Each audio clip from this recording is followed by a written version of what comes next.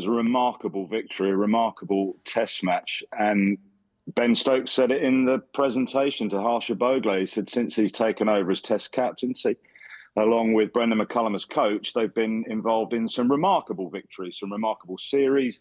You think of the Ashes, they're coming back from 2-0 down, and then to go and win in Pakistan on those pitches 3-0, truly staggering. But this, as Stokes says, has to be the absolute best. I mean, people don't go to India, sides don't go to India and beat them, least of all when they concede on first innings at 190 runs with the ball turning as it has done.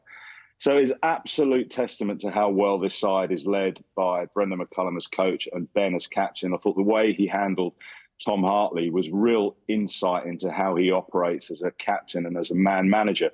You know, he bowled Hartley early on and got hit for 6 first ball. Many captains would have taken him out of the firing line, brought him back when things were a bit calmer. Stokes had said to him before a ball was bowled, I'm going to back you, I'm going to bowl you.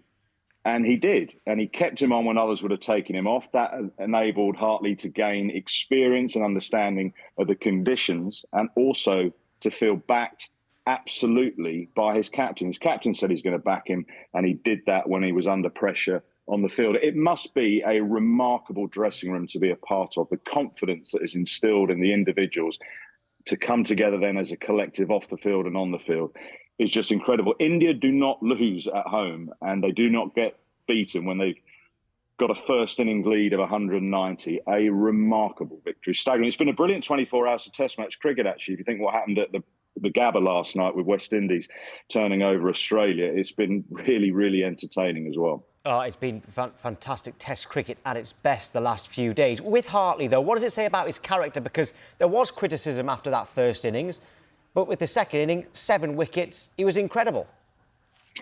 He was incredible, and it's absolutely testament again to Stokes' captaincy, but to Tom Hartley as an individual, because it would have been very easy. You know, he was asked the question, what did you think after that first spell? And he thought, well, this test match cricket's blimmin' hard. But he's obviously an intelligent lad. Gone away, he looked at the way the Indian spinners bowled. He felt that he was probably trying to bowl a little bit too quickly, and he looked at the way Ashwin bowled and Jadeja bowled and said, actually, with the new ball, I could just slow things up a little bit. He batted well as well, which would have given him a little bit of confidence. As he also said, gave him some understanding of what works on the pitch. So it's a real feather in his cap, a real fillip to him that he can go away after such a difficult start, not only perform well, but not quite put in the man of the match performance, because that obviously went to a staggering innings from Owain Popes, but to take 7 wickets in the second innings on debut, given what's happened first time round, brilliant. And brilliant, yeah, you mentioned Owain Popes. That's exactly what his innings was. Fantastic. Can you think of a better innings on the subcontinent from an England cricketer? And as I was saying earlier, was making sure that he mentioned Kevin Peterson, but Popes was right up there, surely. Oh, absolutely. KP and Mumbai, sensational. But you heard there from Joe Root yesterday, who's played some of the best innings we've ever seen from an England player in the subcontinent, saying that tops anything he's done.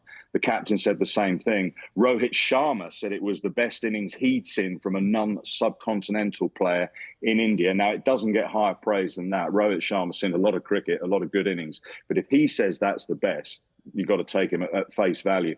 So pleased for Ollie, because he's been out for 7 months with what could have been a career-ending shoulder problem. Very lonely times in the gym. Has the surgeon got it right? Have I got my preparation right? He looked very frenetic in the first innings, but he didn't change the way he planned to go about it. There'd been a lot of time when he was injured thinking about how he was going to go about it. He didn't change that in the second innings.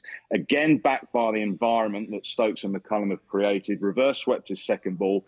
Be very easy for him to try and sit in for the first 30 or 40 balls. Hopefully things get a little easier. Didn't see it that way. Want to be proactive, want to take the attack to India. And that, in essence, sums up what Brendon and Ben have tried to do. They call it Bazball. It isn't just about hitting 4s and 6s. It is being proactive. It's trying to put pressure back on the opposition at any given moment, whenever you can.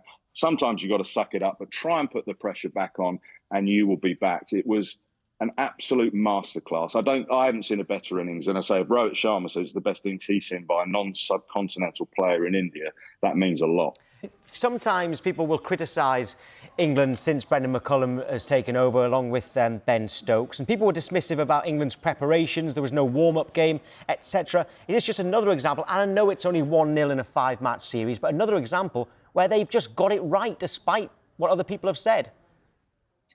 Yes, first things first, there's still a long way to go. As brilliant as this victory has been, there are 4 test matches to go and India will come back hard, make no mistake. But yeah, the preparation was a hot topic. Former cricketers were suggesting they got it wrong. Steve Harmison came out very strongly and said he felt that it was the wrong thing to do. I think they got it right. You've got to understand what's happened before. England have gone over there.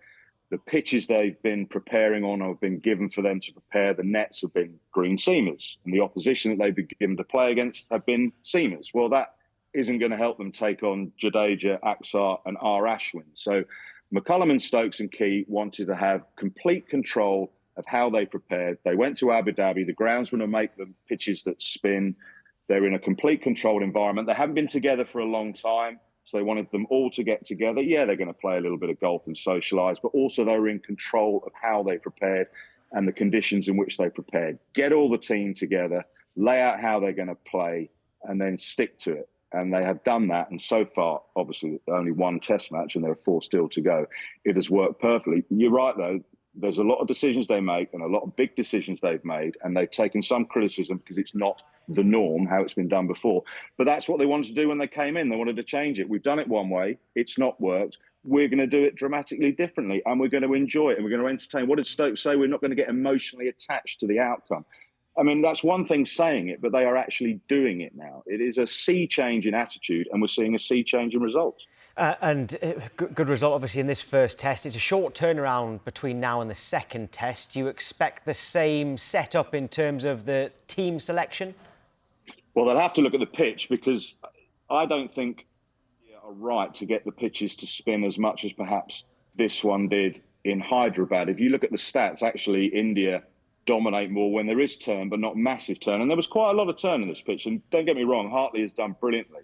But he and Rehan Ahmed are extremely inexperienced spinners, particularly, obviously, in the subcontinent. And when the pitch spins that much, their margin for error becomes greater. If it's a flatter pitch, the high class of Ashwin, Jadeja and Axar probably are more accentuated. So I think India would be wrong that the next pitch in Vishakhapatnam would spin as much as it's done in Hyderabad. So in terms of England's selection, obviously they've gone in with just Woody as a seamer. Jimmy might come into it potentially down the line. We'll have to see how much it turns. I'll have to have a look at the pitch. But, you know, Stokes and McCullum will go their own way. If they think the right way to go is no seamers, they'll do it.